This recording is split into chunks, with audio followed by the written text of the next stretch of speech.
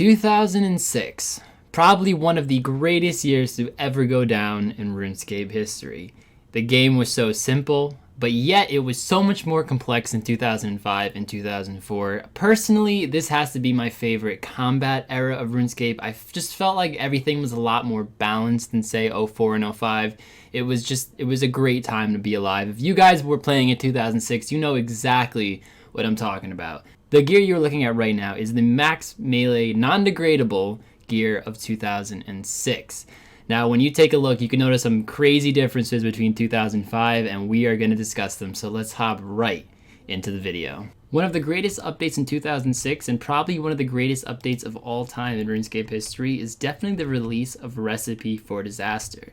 It was the 100th quest in RuneScape, and it was absolutely so different than any other quest that's been released. If you take a look here, it is the only quest that has 8 mini quests within it. So you have to complete all mini quests to actually get access to the Fabled Barrow's gloves, which give a plus 12 strength bonus. Prior to the release of all the Recipe for Disaster gloves, Clank Gauntlets and the gloves from Family Crest were the best gloves in the game, especially for melee. They only gave a plus 2 strength bonus, and realistically they were trash, but it's all anyone ever knew until the release of Recipe for Disaster, and it was an absolute game changer. The Barrow's gloves, after the completion of the quest, give 10 more strength bonus than Clank's Gauntlets. The Warrior Guild was one of the greatest updates that happened in 2006. Now, you might not like getting defenders, but the release of the defenders, especially the Rune Defender, was one of the greatest updates to come to the game. If we take a look at the stats here, it gives a plus 5 strength, so it's about the same as an Obby Shield, but the attack bonuses we see over here are just absolutely insane. Even when a Dragonfire Shield came out, some people would rather use an untradeable Rune Defender when they were doing their everyday tasks like Slayer and just killing random monsters. So you know what? In dedication to a great update that happened in 2006, we're gonna get ourselves another Rune Defender. Level 138, I used to cringe at that. It's so easy now and we probably laugh, but it was incredibly rare seeing someone actually just get the Sandwich Lady. Anyways, it was actually incredibly rare. Oh, I have to do it, don't I? Because it's 2006. Okay. Alright, talk. I honestly, Triangle Sandwich, okay. I know that one. That's definitely this one. Cool. Hope that fills you up. So in 2006, let's be honest guys, it didn't really happen like that. We all look like this, wearing our fancy white boots and our full rune with our dragon longsword. We thought we were all cool, and we went and bought full black, and we're like, yeah, we're gonna get ourselves a Rune Defender. I'm so hyped, level 69. You thought you were probably really bad. Okay, you wouldn't have hit a 22. But you probably thought you were really badass, specking with the dragon longsword and just being all cool and stuff. And then being like, oh yeah, we're gonna get those Warrior Guild tokens. And it literally gave 20 every time. It took ages, but honestly, the simple times like this were one of the best times. If you can relate to this in any way, let me know. Let me know, because this is one of my fondest memories for sure. Hiya! Ooh, 24, I'll take it. So we're coming up on 200 tokens, and that's probably plenty to get a Rune Defender. Although I'm gonna be in like the raggiest of gear, so you know, we're gonna see. I'm feeling pretty confident though. Let's get that Rune Defender. Although I'm totally gonna go in with Addy. I'm not actually gonna get Bronze to Rune, because fuck that. Just gonna go buy some food, because I'm pretty poor. You know, I'm out of money. So, oh my god, you know what? I'll buy the stew. Only what? Okay, I guess I'm buying some bass. Okay. Damn, my bank is gonna be so broke. I'm out of tokens, but I can totally get this kill. Come on, Jagex. Shit! Damn it. So stressed. One of the greatest aspects for me personally is the release of the skill capes. I honestly love the skill capes so much. I think they're a way to kind of express your achievement, especially after a really long grind.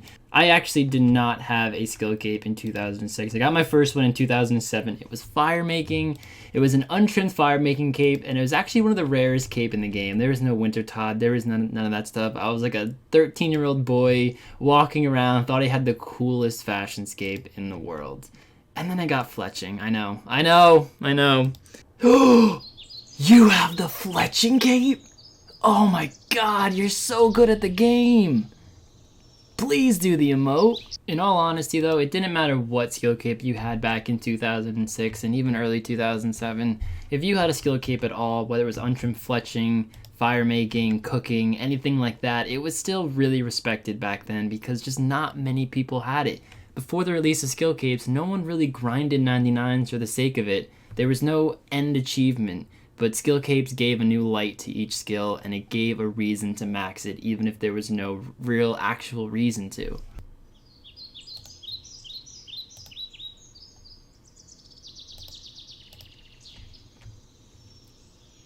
That teleport wasn't in the game! Welcome to Pest Control of 2006, where there was only one boat, you only got 1 point per win, and you got a lot of XP. Why? Points were worth a lot more, and games took about 45 seconds because there were no shields on the portals. You literally ran in, attacked the portal, finished the game, went into another one. It was a very fast process. Sometimes the games would be so fast, if you were a lower level, you wouldn't even have enough time to get the 50 damage to get the points. This Pest Control is a 2007 version where there are like a million boats. So this clip is from early 2007. Now, as you can see, they rushed the portal pretty darn quickly. The clip is about to jump to when he cashes in his points. So as you can see, he's gonna run on over to the knight, and each point gives 1.5k experience. Now with each game that's like a minute long at most, that's some pretty good XP. And I call this segment of the video Bossing with Rarg 2006 edition. Imagine going to kill the mole in 2018 with all the knowledge I have of this game and forgetting to bring a light source. Where is my light source? You see, normally we would just search it with the search function, but back in 2006 we had to look for that thing. Where the heck are my candles? There we go. There's a lit candle. We're out of here. Let's do it. All right, guys. We're gearing up for the fight of our lives. We gotta pot up. We gotta get a prayer ready. Because the moment we find that mole, it's game time. Gonna be the hardest boss fight you have ever seen in your life. Let's do this. Where the hell is this little shit? I can't fucking find him. This is I just remembered why I hate this boss. You know, it's actually kind of funny. As great as a year as 2006 was, it had some pretty shitty boss releases. I mean, you have the giant mole, right? You have the chaos elemental. Like, really, Jagex? Come on. Go! Ha! Okay, stop hitting so many zeros. This is the kill. This is the kill. No, this is the kill. No, wait.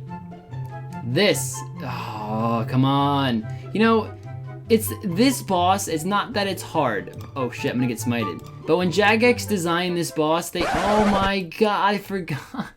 Every time I try to make these videos, every single time I make these videos and I try to be as authentic as possible, I get a noted drop. It's so funny. It's happened in every single episode so far. But check this out. This is actually a pretty good drop.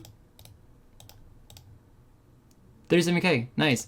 But anyways, as I was saying, is that when Jagex designed this boss, they probably had the idea that a lot of lower level players are going to do this. And with the Dragon Longsword, even with 99 everything, it takes a while to kill when you don't have energy potions and you don't have the best gear. It actually is a pretty annoying boss. You know, it's not like you have a twisted bow and just 3-shot it.